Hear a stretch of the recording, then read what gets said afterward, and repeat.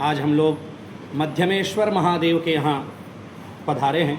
हमारे यहाँ स्कंद पुराण के काशी खंड के अनुसार अविमुक्त नगरी काशी में जो निवास कर रहे हैं ऐसे मनुष्यों को मुक्ति प्रदान करने हेतु भगवान के शिव के दिव्य स्वरूप में से 42 महालिंगों में से एक मध्यमेश्वर नामक महालिंग का प्रादुर्भाव उत्तराखंड के चमोली, जो कि हिमालय क्षेत्र कहा जाता है, वहाँ से आकर काशी में हुआ है।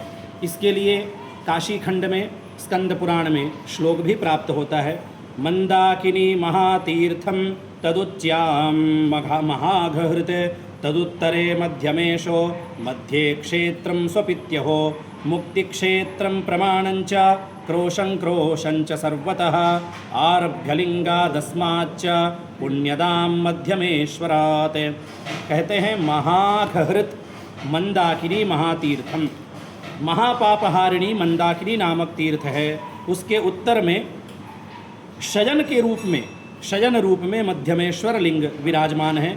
इस पुण्यदायक मध्यमेश्वर लिंग के क्षेत्र का परिमाण यदि हम समझना चाहें तो चारों दिशाओं से एक कोस का परिमाण बताया गया है।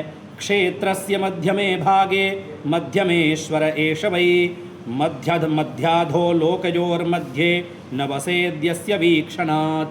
कहते हैं पवित्र स्थान काशी के मध्य भाग में मध्यमेश्वर देवता विराजमान हैं। कहते हैं इन मध्यमेश्वर देवता के दर्शन करने से व्यक्ति का मध्य और पाताल लोक में जो वास होता है वो समाप्त हो जाता है। मध्य लोक यानी पृथ्वी लोक। पृथ्वी लोक में हम मनुष्य रूप में रहते हैं और नाग इत्यादि लोक में हम पाताल लोक में रहते हैं। तो दोनों लोक समाप्त हो जाता है और फिर मध्यमेश्वर जी की आराधना कोई व्यक्ति करे प्रयत्नशील होकर, तो वह मनुष्य महासागरों तक फैली हुई पृथ्वी के स्वामी बन जाते हैं, राजा के समान उपभोग करते हैं और अंत में मोक्ष की प्राप्ति उन्हें हो जाती है। एतदेव सदा प्राहुः सर्वे वै प्रपितामहाः कस्मै कश्चिदस्मत्कुले जातो मंदाकिन्या जलाप्लुतः। हमारे जो पितर होते हैं वो यही कामना करते हैं कि कोई हमारे कुल में ऐसा उत्पन्न हो जो कि वह व्यक्ति, वह हमारा पुत्र प्रपौत्र इत्यादि संयमित होकर मंदाकिनी तीर्थ में स्नान करे। और मंदाकिनी तीर्थ में स्नान करने के पश्चात यहाँ विशेष बात बताई गई है, यतियों को भोजन कराना और जो शिव भक्त हैं उनको भोजन कराना।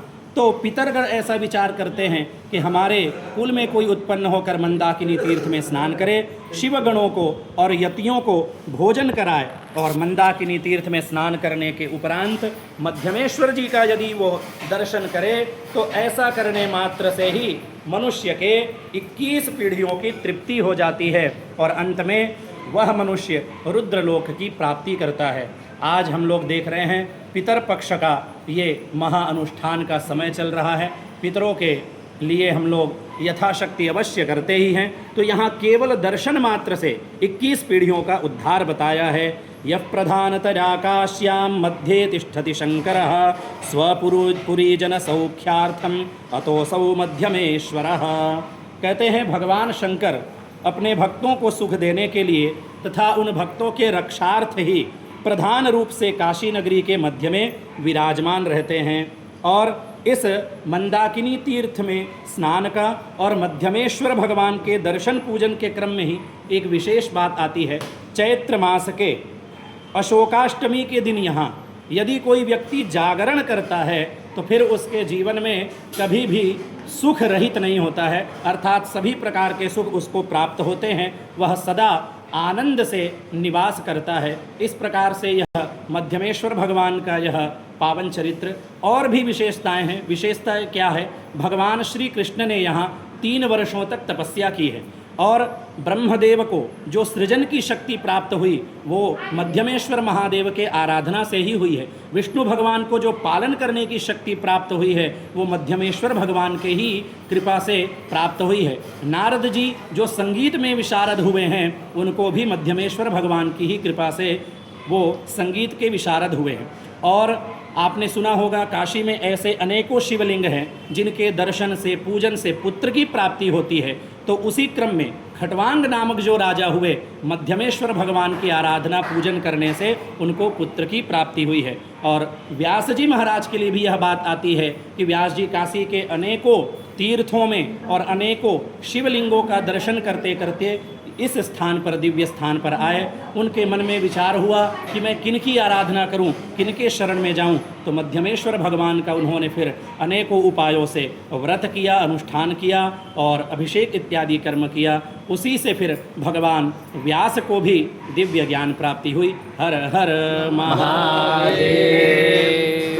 पार्वती पदे हर हर महादेव।